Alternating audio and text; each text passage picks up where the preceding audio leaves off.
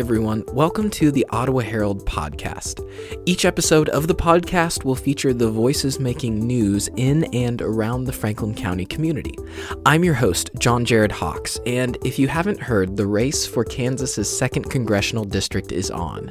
The district includes much of eastern Kansas, including Franklin County, and since longtime U.S. Representative Lynn Jenkins announced her intent to retire, the field has become crowded with a number of contenders for the seat.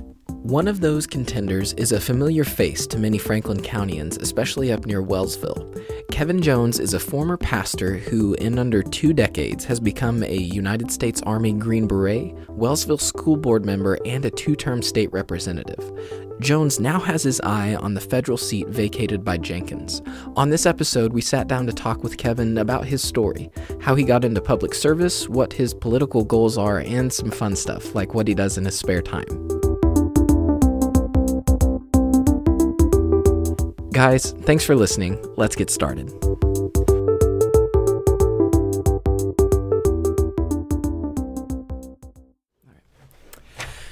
Kevin Jones, thank you so much for talking with us this afternoon. It's my pleasure, man.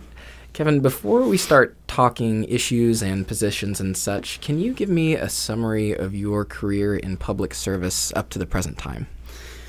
Yeah, actually, I can. I can do my best. I actually thought about this just a little bit, and I think it stems even further back than what people around where we live right now, Ottawa, Wellsville, that area, than they even know, because some people know that I was a pastor for about 7 years down in the Wichita area, 7 to 8 years, and that's where I met my bride. That's where I met Nicole.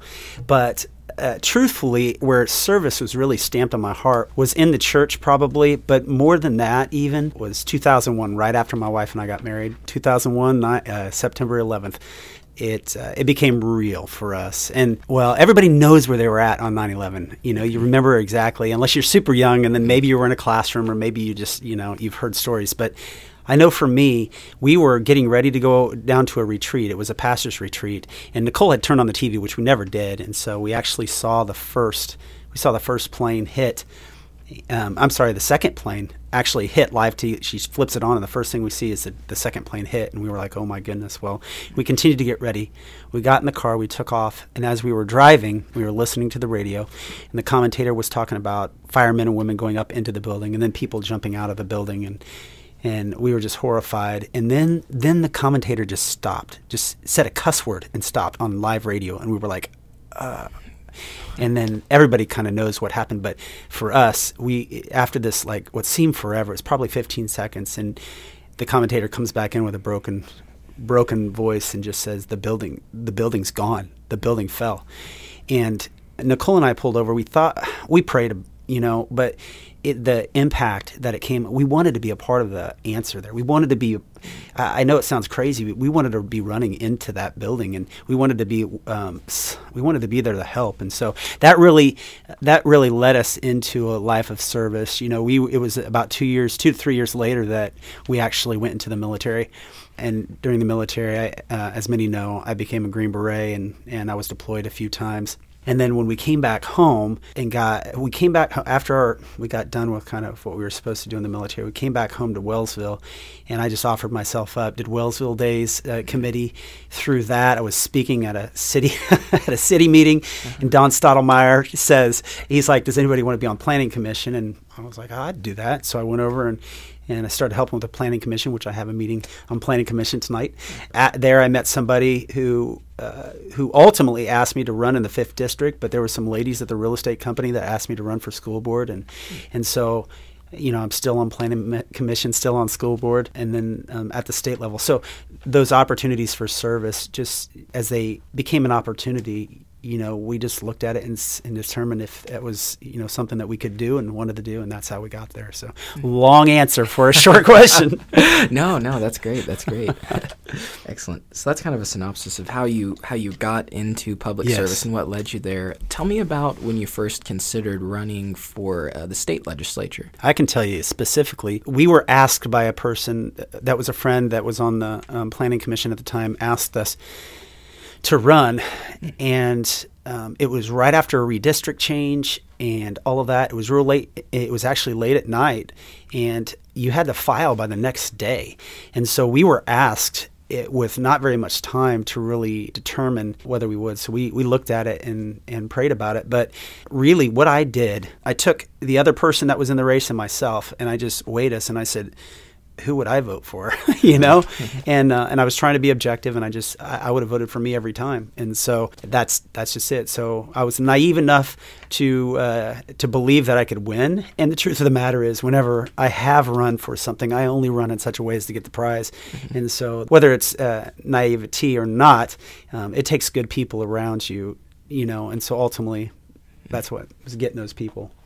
And you have served for a number of years as a state legislator, and now you're on the campaign path to looking at a position at the federal level. Sure. Kind of tell me what led you into that. Well, again, just as I said before, there's been opportunities that have come up. When Lynn Jenkins announced that she wasn't going to run again, I came home that night and said to Nicole, I said, did you see what Lynn Jenkins announced? And she said, yeah. She kind of rolled her eyes a little bit.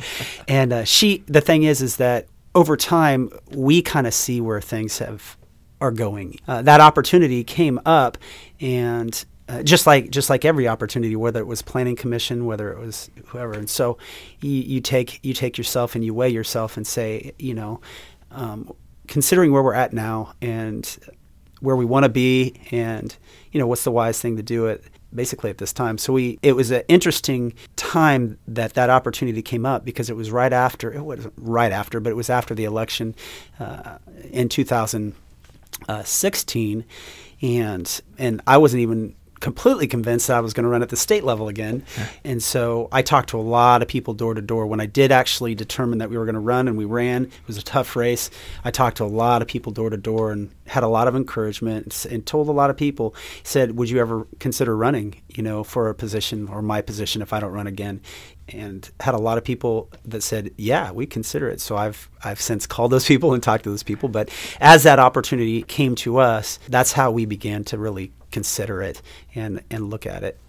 Looking forward and looking at the possibility that you may win the election, how do you anticipate operating at the federal level will be different than being a state representative? There's a lot of differences. Most of them are logistical differences, but the first thing is numbers, obviously. Numbers of people that you represent, and numbers of people that are in the legislature. You're talking about, and it really helps to have the insight of having been in a legislature or in a governing body, because once you're there, you can kind of see what can pass when it comes to legislation. You can see where people are and where people aren't and things like that. So that insight is very, very big. So sometimes the question that you bring to a legislator is, you say, could this pass, or where would the body be on this? And the legislator could say, yeah, there's no way. Or if we do this and that, it's possible, But it's the makeup. It's what the people have chosen. And so at the federal level, 435, you're talking a lot more individuals representing, and so that's just logistically, that's one thing that's different, is that you have a lot more influencing to do if you plan to get something passed, if you're going to lead as you legislate. That said, there's so many differences, just because the truth of the matter is that, and I truly believe this with all my heart, that the state should hold more power. According to the original founders in the Constitution, the states should have the power, and so our federal government is a whole lot of out of control. And so, just like I was saying, our call to service, it's almost like the burning building, on 9/11, and that it's falling. It's the same way with Congress. We see where the real issues are at, and that's why we're heading in that direction. But that said, the state should hold the power. The federal government should have less power. Now, some people might see that as controversial, and the reason that we look at it as controversial is it's the same way. It was the way I was raised. We don't look at our state lines and think we're going into a different country. We just pass over the state line because this is the United States of America, and I'm just experiencing a different place, And so the pride that we have is normally in the United States of America, not necessarily in our individual states. And so because of that, there's a lot less focus on this is my state, this is my home. And so we give more power to the federal government and keep less power individually for ourselves, where the majority of the power should reside in the states, and the federal government should not have that kind of power. So that's one, it's a huge difference between a state and a federal position when it comes to understanding those powers, the constitutional founding principles that are so very important to our republic and to our country.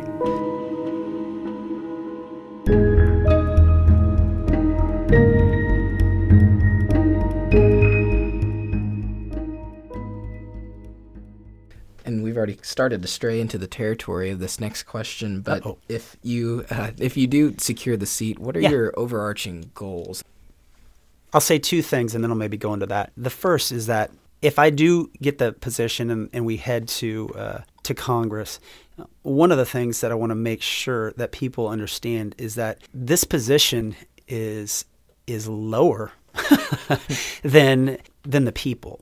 And I don't know that they necessarily understand. Since I ever began a life of service as a pastor, who eats last? When you go to a luncheon or have a potluck at the church, who eats last? I can tell you who eats last. It's the servant of all. It's the pastor, because the pastor's making sure everybody gets their food and all that. And a lot of times it's the ladies who are serving. They eat last. It's the people who are serving everybody else. When I got to the Planning Commission. The people on the Planning Commission are people who are serving the county. They're helping people when it comes to zoning, and they're helping people do this and do that, but they're appointed to service. So they're appointed to be below the people. And as long as we understand that no matter what level we're at, whether it's the state level, federal level, even the President of the United States, that the President of the United States is the servant of all. They should be carrying the weight of the people on their shoulders. That's the way our Constitution was set up, and that's the way our country was set up, of the people, by the people, and for the people. And so when I enter into this position, I understand, is serving a greater weight, a greater number of people. That's what it's doing. So I'm carrying a greater weight and a greater responsibility to Congress. Now, that said, as long as people understand that, first of all, it limits you on, or it makes you hesitate. Should I actually do this? Because we're talking 720. We're talking a lot of people, going on 1 million people in the 2nd District that you're asking to serve. And so that's weight. But that said, I'll get to your real question of if we actually get there to Congress. One of the things, and this is point number 2, that I want to do. This is something I was passionate about at the state level, and I'm passionate about now. If you look at the definition of politician, the first one is a person who is professionally involved in politics, especially as a holder of or a candidate for an elected office. The second one, and this is just right after that, this is a person who acts in a manipulative and devious way, typically to gain advancement within an organization. One thing I'm super proud of, and most people look at it and they believe that that's what a politician is, a person who acts in a manipulative and devious way, typically to gain advancement within an organization, is that I'm proud that I'm not a politician. I'm not trying to get to the next level for my own personal gain or for anything like that. I truly realize the weight of the responsibility if we get to that position. So that said, some of the goals that we have, I say reform, restore, and renew. Reforms is basically creating jobs, starting our economy. It's focused on, and truthfully, I say debt is so very passionate to me. What debt really does is well, it's not just debt, but debt, spending, and taxes. Basically, all those need to be reined in. Ultimately, for me, we have a mentality today where if we can afford it, we don't believe that, But I've personally experienced, when I got out of the military and I came from an inflated market to a market in Kansas that was a lot less, you realize that if you're carrying loans and that kind of thing, what happens is it limits your opportunities and it really stifles everything. And as a nation, what we've done, we're giving freedom to our wants, not considering our children and their children years and years from now, who ultimately are going to have to pay that debt. I had a I had somebody that came to me and they had a bunch of credit card debt. And I was like, what's the deal, man? How did you ever do that? He truly didn't know he had to pay it back. Had no idea. So he went out and he was like, well, I got $300. I'm going to go spend it. And he did. Had no idea he had to pay it back. And so it's this mentality that we can just spend and live in it now and then pay it off as we go. And that, to a degree, if you understand it, is okay, as long as you understand that you're not paying $300. Over the time, you're going to pay $600 or $700, to actually pay it down. So one of the things, we got to reform our mentality, but we basically create jobs and jumpstart economy. Debt just takes away from that opportunity. And I could get into more on that. The other one is restoring our national security. And this really goes into my military background. We have to retain good combat leaders, people who have experience. And right now we are more than cut in half when it comes to, just through the Obama era, we've really come down to where you start to see things in the news like big boats running into each other, combat readiness and things like that they're just not there because we've lost a lot of experience. We've lost a lot of people. In a day like today, when you have North Korea and you have different entities, whether it's ISIS or whatever that's out there, if you're not combat ready, that's a scary place to be. And you can see it also with other countries. They look at us and they don't see us as the threat that they used to see us. I mean, when you can say things on Twitter from another country and just make fun of the United States, and the United States is, what do we do? You yell and scream back and they just kind of laugh. So it's one of those things that is huge to restoring our national security. The last one is just renewing the fight to stop our dependence on drugs and drug abuse. And so I can get into that. There's a lot there, but that's one of the things that I'm passionate about. For instance, and I'll stop here, but man, as a realtor and I property manage some properties, I've had people come to me and they said, hey, Kevin, will you be honest? And I said, yeah, I'll be honest. And they're like, you got to be honest with me. I said, sure. And they said, did I make my payment this morning? And I said, what? Did I make my payment this morning? Yeah, you handed me the money. Did I give it all to you? Yes, I got all your money. Thank you for being honest. Thank you so much for being honest. And I'm like, sure. And then thing is, they're high as a kite on opioids, and they just didn't know. And sometimes it's just trying to balance out their actual prescriptions. And sometimes, you just need that. The high just isn't enough. And now you've got like heroin that's $2 a pop. And it really comes down to our society trying to escape, even if it's just to relax for a little bit, whether it's getting a drink or whether it's, some oxycodone or whatever you want to, and then maybe the high doesn't give it to them enough. And so they move on. So if we need to attack that from all angles when it comes. But those are things that I'm passionate about. Those are things that we need to do at the federal level. So Gotcha. Long answer again. Certainly. No, we love those.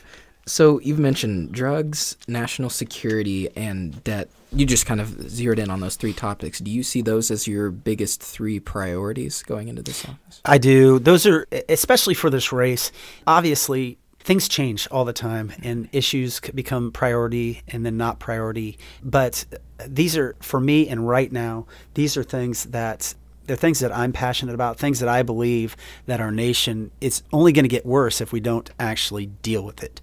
And I certainly believe that's a good start, especially when it comes to curbing our spending, debt, and taxes. So that's a big deal. Shifting our conversation towards looking at how you plan to work with your maybe future colleagues up in Washington, what is your stance toward working with the executive branch as a person in the legislative branch, and specifically with the administration of President Donald Trump? Sure. The executive branch has limitations. It's not a king. And as I said before, that person, whoever holds that position, is the servant to all.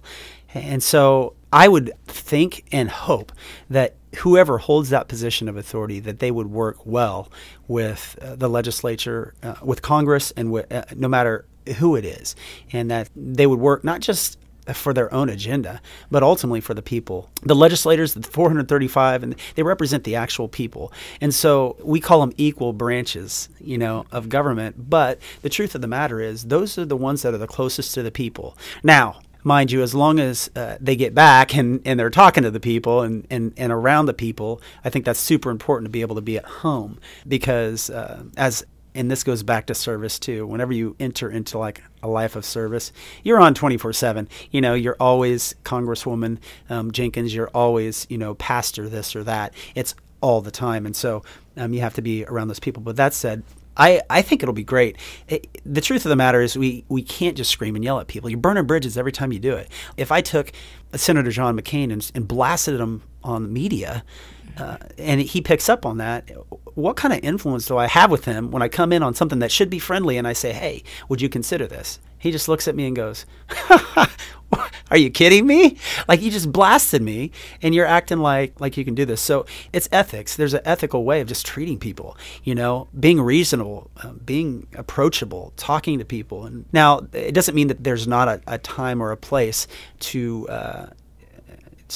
explode with passion, if you will, when it comes to an issue that's dear to your people, or maybe an issue that's dear to you.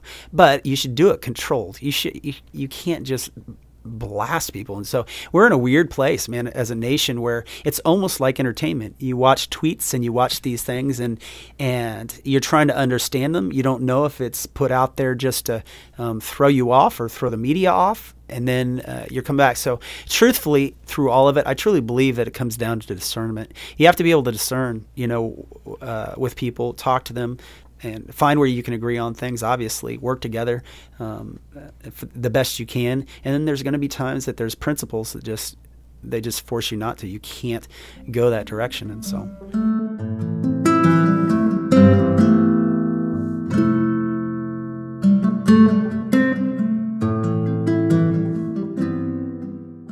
In that same vein, yeah, we live in a time it's generally agreed that things are politically polarized. Yeah. What's your approach or philosophy, if you will, working with colleagues that just think differently than you? Sure. And I'll just be completely transparent. There's some folks up in my area approached me, and I got a kick out of it. They're Democrats, and they support me, but they support me, and here's why. One of them approached me and just said, you know what? One thing that we really appreciate about you is that we never feel intimidated to approach you. We can always approach you. We might not always agree, but we can always approach you and we can always talk to you. We feel like you listen to us. And I'll be honest too, sometimes I just say, I can't do that, and they understand. But it's not very hard just to listen. Now, you have to be honest too. Sometimes people are funny because they will take, like, I'll nod in understanding, and they think maybe I'm nodding in agreement. So you have to be, if they start to get the wrong impression, I won't take it there. But the whole point when it comes to working with people that think differently than me is ultimately to hear them out. And you know what? You might just learn something. You know what I mean? So I try and always be open-minded. I know that sounds scary, and there's certain things that even I have realized it lately. I don't know if it's because I'm getting getting a little bit more wisdom, getting a little bit more years, or just maybe cynical on some things. But I've even noticed somebody will start onto a certain subject, and I'll be like, "Oh, you got to be kidding me," But I make it known to them too. I had some folks down in Colorado that were sharing their why on, making marijuana legal. And immediately I was like, oh, okay. And then I started making their arguments for them. And then they started coming back and saying, well, here, and making my arguments for me. But we had a great conversation. And the answers I think that we were coming to, ultimately it's going to come down to the people and where the people are at on those things. So we just have to talk it through and figure out what's best. And then some of those guys will come to me and say, hey, could you vote for that? And I don't know that I can. But at least we had a great conversation, and we're working in a direction for the answer. Shifting the gaze back toward you as a public servant, sure. It's been said that leaders must know themselves inside and out in order to be effective leaders. What do you consider to be your greatest weakness, and how do you address that? I think that it goes to the greatest strength too, because basically the greatest weakness and greatest strength, I learned this real early on. When somebody says, this is my greatest strength, you can almost pick their weakness. And if they say, this is just a weakness of mine, sometimes, the opposite of that is their greatest strength. I truly believe that probably one of my greatest strengths is my ability to connect with people, being approachable, being reasonable, and talking to people, just having that. And you can look at it two different ways. The other thing is, I almost say details.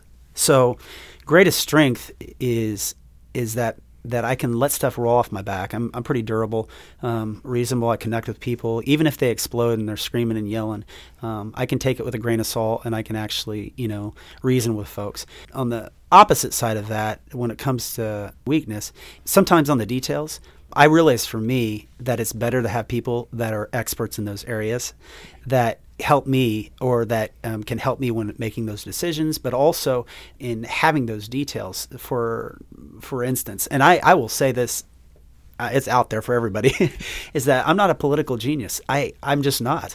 Like, you could probably tell when I said I just looked at the two and went, yeah, I would vote for me every time. I entered in that race. I didn't do any polling. I didn't look at this and look at that. I just said, yeah, I'll do this. And then I won. When it comes down to having the right people in the right place, I believe you're gifted in a certain way, and you're doing what you're gifted to do. And I'm gifted in a certain way, and I'm gifted to do what I'm doing. And so when it comes to, and I know I'm doing what I'm gifted to do when it comes to public service and leadership, coming in here speaking on a podcast, I know I'm gifted to do what I'm doing right now. But when it comes to politics, I need to hire somebody that knows politics, or it'll wreck me. You know what I mean? When it comes to, you start doing a fundraiser, doing all the details of a fundraiser, it's better probably to have somebody who's gifted at doing that. And so, no matter what it is, and I think that it's important for me to have those people and those detailed people around me. And that's so when you talk about a greatest weakness, as long as I have the right people who are my greatest strengths around me, or who can make up for those weaknesses around me, I think that's what's so very important. Kevin, winding down our questions this afternoon, we all know that the life of a public servant can get pretty busy pretty fast. Yeah. But what occupies any spare time that you have when you're not in that mode of public servant? That's a great question. Right now, I have so little spare time, and it's planned. Like some of the things are planned out. Like, for instance, going to church on Sunday, and actually Sunday is planned out. Sunday is a day of rest for us. I don't do fundraising. I don't do politicking as much as possible. And no matter what, like I said, you're still a public servant, and so that title never leaves. So I get calls and I get things on Sunday, but at the same time, that's our day of rest. So we plan for that. That said, you'll see me working out, but again, I like to work out, like to go out and run, ride on a bike, and try and stay in shape. But I'm always listening to podcasts, so I don't want to waste that time while I'm writing. Sometimes I will just think, or my phone didn't have battery, and so so I end up. But that's fun for me, getting out and just working out. The other thing is just spending time with my kids, no matter what it is. Nicole sometimes will set up going to the zoo. And sometimes I can do that, like when I work out. I can take push a kid in my stroller and listen to a podcast in one ear, type of thing. So for fun, even if I have a few spare minutes, normally it's planned out right now. But those are the things I like to do. I love to get out in the field and just mow with the bush hog. I love to work out in the field and do things like that. But those are normally planned. I got to do it. So, but I enjoy it. So work with my hands type of stuff is fun.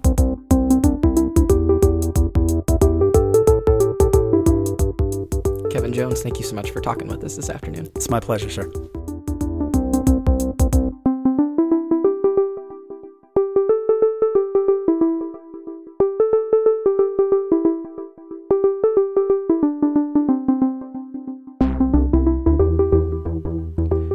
And that's that.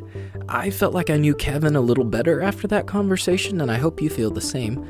If you liked this episode, feel free to share it around with your friends and be on the lookout for more like it in the coming weeks. There are some other candidates with ties to Franklin County running for Kansas's 2nd congressional district, and we are hoping to sit and talk with them as well. And as always, for more content like this podcast, be sure to check out our website, www.ottawaherald.com. We try to put as much quality content on there for you guys as we can. Let's see. Yeah, that looks like all for me for this episode. Thank you guys so much for listening. I'm your host, John Jared Hawks. We'll see you next time.